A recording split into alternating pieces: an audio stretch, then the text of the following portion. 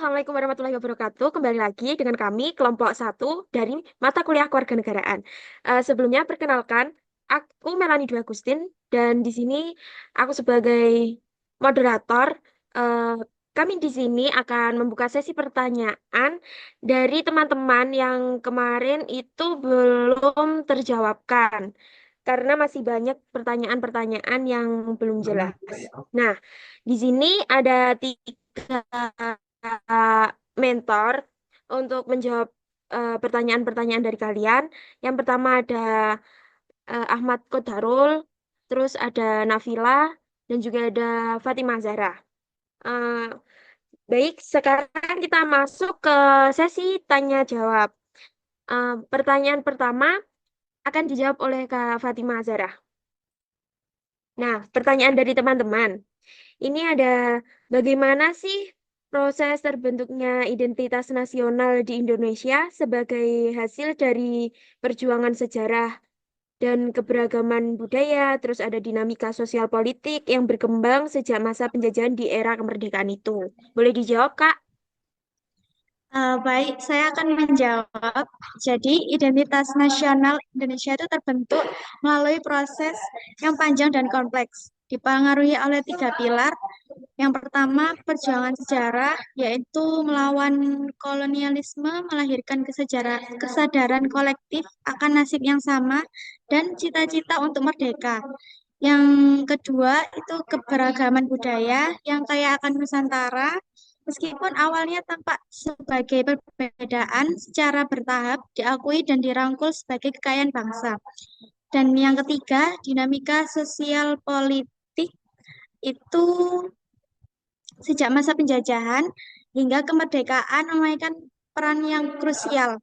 Munculnya organisasi pergerakan nasional, terbentuknya bahasa, Persatuan Bangsa Indonesia, dan proklamasi kemerdekaan sebagai tonggak penting dalam mengukuhkan identitas nasional sebagai bangsa yang merdeka dan berdaulat. Proses ini terus berlanjut hingga era kemerdekaan melalui pembangunan nasional dan upaya menyatukan berbagai perbedaan dalam bingkai negara Republik Indonesia. Nah, kan dari proses-proses itu seharusnya kan ada peran yang membangun ya, peran yang menjadi dasar terbentuknya dari eh, proses identitas nasional itu. Nah, peran apa sih yang menjadi landasan dari identitas nasional itu dalam membentuk dan memperkuat identitas nasional dan sebagai karakteristik utama bangsa di tengah-tengah globalisasi modernisasi ini? Perannya itu eh, memperkuat karakter bangsa, memelihara solidaritas, dan menjadi pembela di kancah internasional.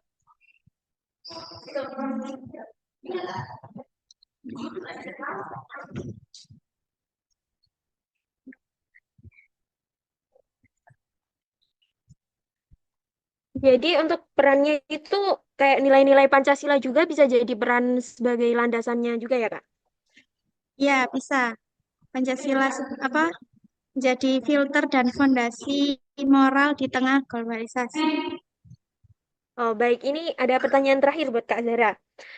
Mengapa faktor objektif seperti letak geografis dan demografis dianggap berpengaruh signifikan dalam membentuk identitas nasional dan bagaimana sih eh, faktor tersebut tercermin dalam kehidupan masyarakat Indonesia sehari-hari? Eh, Faktor objektif seperti letak geografis dan demografis memiliki pengaruh yang signifikan dalam membentukkan identitas nasional. Eh, Sebagai negara kepulauan terbesar di Indonesia yang terletak di antara dua benua dan dua samudra, letak geografis itu membentuk keberagaman budaya, bahasa, dan adat. Kalau demografis itu jumlah penduduk yang besar dan beragam dengan berkontribusi pada kekayaan budaya dan nasional dan sosial. Dalam kehidupan sehari-harinya, pengaruh letak geografis tercermin dalam beragamnya mata pencaharian seperti nelayan, petani, dan pedagang.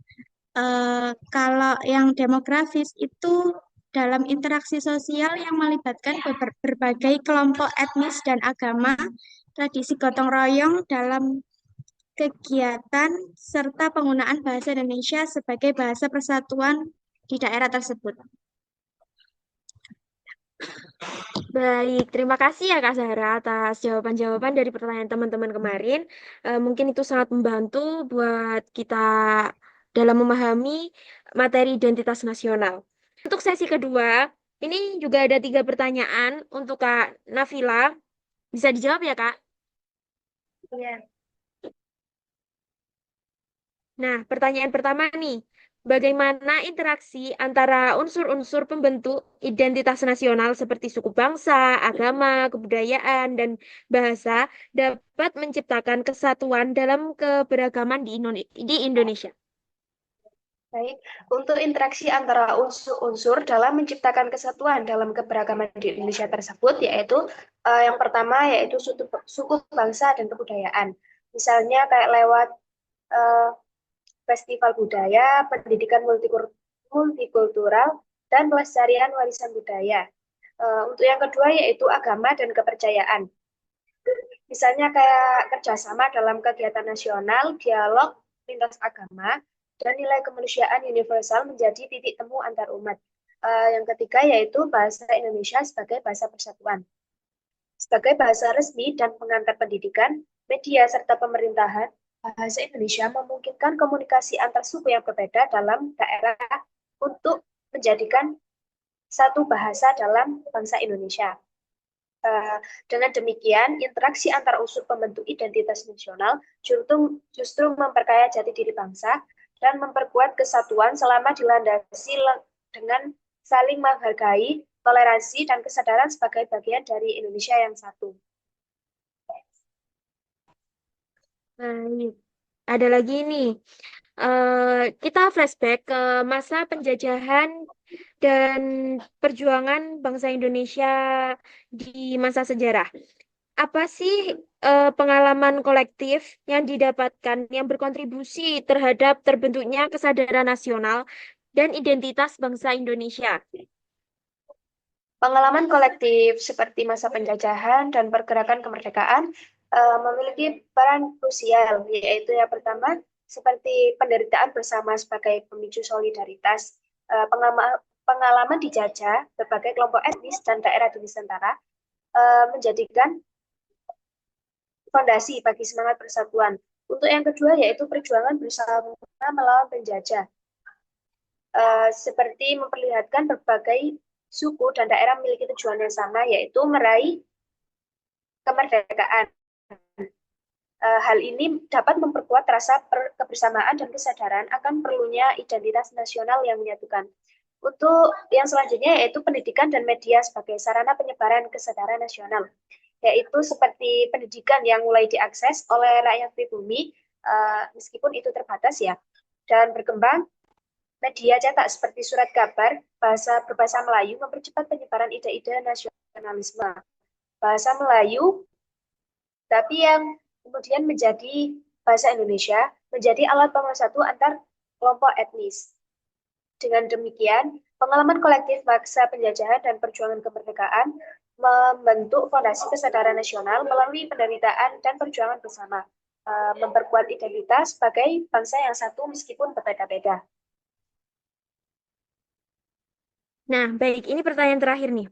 Eh, apa sih bentuk konkret dari pemberdayaan identitas nasional yang dapat dilakukan oleh generasi muda agar tetap relevan dengan nilai-nilai budaya bangsa di era modernisasi ini? Baik, sebagai generasi muda untuk memadukan nilai-nilai budaya bangsa dalam perkembangan zaman, yaitu dengan cara menghidupkan kembali tradisi lokal lewat inovasi. Misalnya kayak seperti tarian, musik, kuliner, atau kain-kain tradisional yang terdapat di berbagai daerah, yaitu melalui media digital, festival budaya, atau produk kreatif yang dikemas secara modern. Untuk yang kedua yaitu menggunakan bahasa Indonesia secara baik dan benar. Di tengah dominasi bahasa asing tetap menggunakan bahasa Indonesia dengan baik, terutama di bidang publik dan media sosial. Itu merupakan bentuk menjaga identitas nasional, masuk juga mempelajari dan melestarikan bahasa daerah.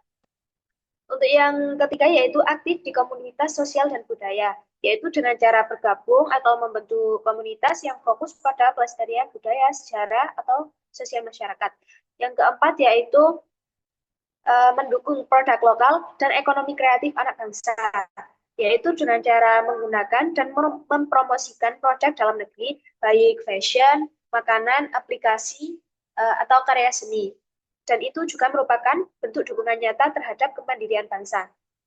Dengan tindakan tersebut, generasi muda bisa terus-menerus merawat dan menguatkan identitas nasional sambil tetap adaptif dan relevan di era global yang serba cepat berubah. Baik, terima kasih untuk Kak Nafila. Jawabannya dapat kami pahami. Mungkin nanti teman-teman bisa mudah memahaminya juga. Nah, ini ada 4 pertanyaan terakhir lagi yang akan dijawab oleh Kak Darul. Halo, Untuk pertanyaan pertama nih. Hai, baik, bagaimana sih silakan. hubungan antara identitas nasional dan karakter bangsa dalam menciptakan solidaritas, rasa memiliki, serta komitmen untuk mempertahankan kedaulatan negara? Oke, baik. Eh, Kali ini saya akan menjawab tentang biar lebih mudah aja. Kita analogikan aja. Eh, Antara hubungan antara identitas nasional dan karakter bangsa. Lah, identitas nasional itu bisa diibaratkan kayak branding. Kalian pasti tahu lah branding itu apa. Tentang bagaimana tentang diri kita. Nah, identitas nasional itu seperti itu. Tentang bagaimana sih identitas nasional itu apa sih yang ada di identitas nasional itu. Nah, karakter ban karakter bangsa itu produknya, produk dari branding itu. Contoh, ramah di Indonesia sendiri kita terkenal masyarakat yang ramah dan gotong royong. Tapi ramah kan menjadi identitas kita, tapi apakah kita juga toleran? Terus gotong royong sering diklaim, tapi masih kuat gak di era sekarang ini atau era globalisasi ini? Kan masih menjadi pertanyaan. Nah, solusinya jangan cuma sebagai simbol aja. Jadi identitas nasional dan karakter dasar tidak hanya sebagai simbol, tapi praktik sehari-hari, kayak memilih produk lokal atau pengajian atau mengaji Pancasila ala ala anak muda atau ala kita sendiri sebagai anak Gen Z. Seperti itu.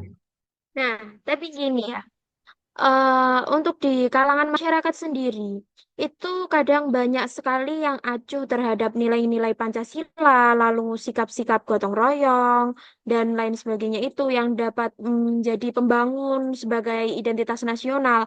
Nah, kalau keadaannya seperti itu tuh, bagaimana sih peran kita sebagai mahasiswa untuk menanggulanginya atau untuk memberi contoh kepada mereka tuh seperti apa?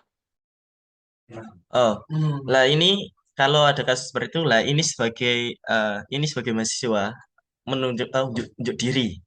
Kan kita punya di mahasiswa sendiri punya tridharma mahasiswa. Nah, salah satunya yaitu pengabdian masyarakat. Lah, ini bisa menjadi andil kita sebagai mahasiswa untuk mengembangkan lagi gotong gotong royong di masyarakat dan atau menyadarkan bahwa gotong royong itu di masyarakat itu juga penting gitu. Lebihnya seperti itu. Baik, terima kasih ya jawabannya. Untuk yang kedua ini, mengapa sih penting untuk merevitalisasi nilai-nilai Pancasila dalam kehidupan berbangsa dan bernegara, dan bagaimana perannya dalam pendidikan serta di kehidupan sosial masyarakat? Baik, revitalisasi pastinya untuk revitalisasi itu sangat penting, penting sekali. Karena bagaimanapun revitalisasi itu penerapan kita sehari-hari ke kehidupan kita. Nah, kita ibaratkan bahwa Pancasila itu jangan cuma jadi pajangan di kelas. Ya, jangan hanya sebagai pajangan, tapi harus menjadi kalau kita ibaratkan sekarang itu trending topik. Jadi kita di kelas itu tidak hanya sekedar belajar atau membaca aja, tapi kita discuss atau kita bisa juga diskusi Pancasila itu sendiri. Mulai mulai dari mungkin bisa di kelas atau di platform Instagram atau Twitter atau lain itu banyak sekali kadang ada influencer atau apapun itu membahas tentang isu-isu Pancasila atau kita membuat podcast atau podcast tentang Pancasila masa kini membahas tentang kasus bullying dari lensa keadilan sosial atau tentang keadaan hukum di Indonesia ini sendiri.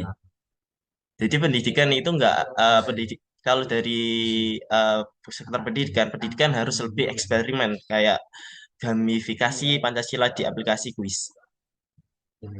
Baik, seperti itu.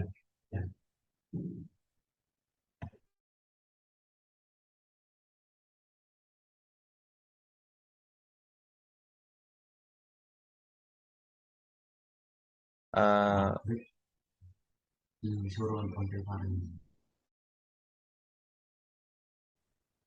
ya, Mohon maaf sekali untuk teman-teman, tadi moderator ada sedikit terkendala jaringan. Jadi saya tiba-tiba keluar. Nah, baik karena tadi sudah dijelaskan oleh Kak Darul, kita lanjut ke pertanyaan yang berikutnya. Apa sih yang menjadi tantangan yang dihadapi bangsa Indonesia dalam mempertahankan identitas nasional di tengah-tengah pengaruh budaya asing yang masuk melalui arus globalisasi dan bagaimana solusinya yang ditawarkan dalam makalah yang kita bahas kemarin? hmm, untuk masalah apa tadi? Coba ulang mungkin bisa diulang.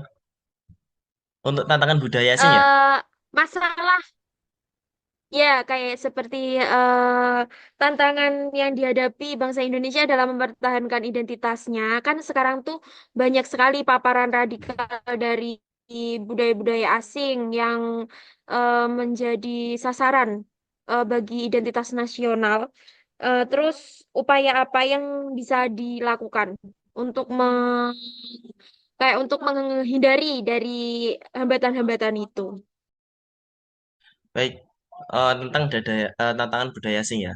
Ini Pak, ini mungkin semua dari pertanyaanku jawabanku ini mungkin ada analogi, kita kasih analogi aja biar lebih mudah. Untuk budaya asing itu kita aturkan sebagai fast food atau makanan cepat saji. Enak, tapi kita juga harus balance dengan gizi lokal atau balance tentang makanan itu sendiri, ya kan? Nah, sebagai tantangannya itu contohnya tentang K-popers. Nah, anak muda lebih hafal BTS daripada lagu daerah kan, kebanyakan sekarang, ya kan? Jadi lagu luar itu eh, lebih banyak dihafal daripada lagu daerah sendiri. Lah, tapi eh, solusinya itu bukan melarang, tapi remix atau menggabungkan. Contoh, tari saman jadi inspirasi dan eh, tari saman bisa eh, terinspirasi dari dance lain sehingga bisa menjadi apa bisa menggabungkan tapi tidak ident- eh, menghilangkan dari tari itu sendiri. Jadi seperti itu untuk solusi dan tantangannya.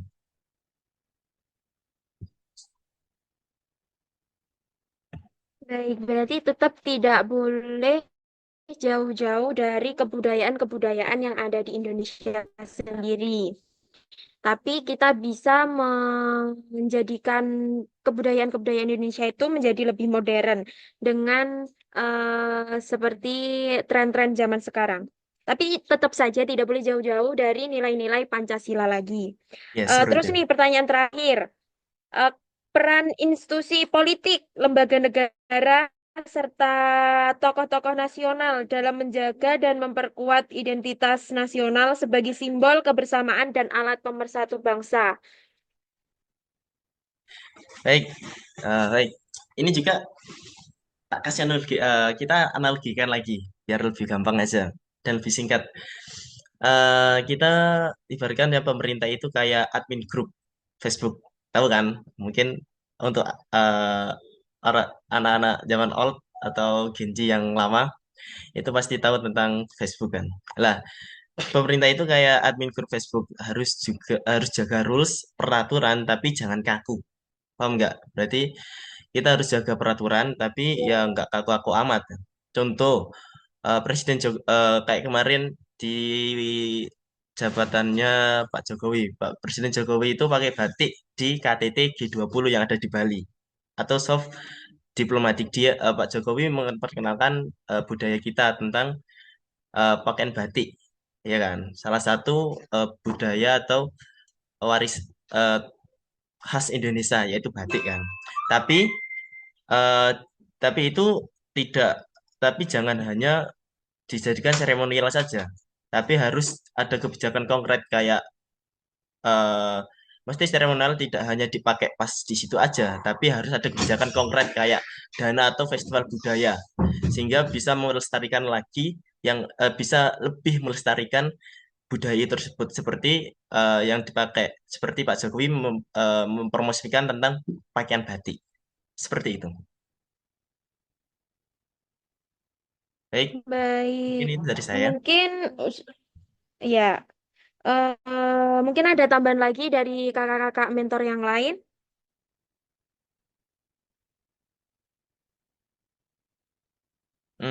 Nggak ada sih. Oke, Mungkin kalau cukup gitu seperti itu. pertanyaan sudah habis. Jadi kita akhiri ya untuk sesi tanya jawab pada kali ini. Terima kasih untuk waktunya kakak mentor. Maaf mengganggu karena hari ini hari libur ya. Ya, nggak Em, apa-apa, santai aja. oke, jadi em, identitas nasional itu merupakan ciri khas jati diri atau kepribadian suatu bangsa yang membedakannya dengan bangsa lain. Jadi setiap bangsa itu mempunyai ciri khas masing-masing. Dan dasar negara sendiri menjadi landasan dari terbentuknya identitas nasional. Mungkin cukup sampai di sini sesi pertanyaan dan jawaban dari kami.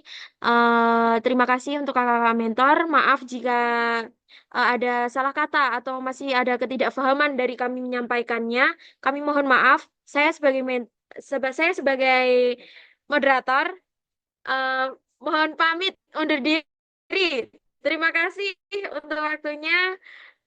Wassalamualaikum warahmatullahi wabarakatuh dan semoga bisa berjumpa di kesempatan yang lain.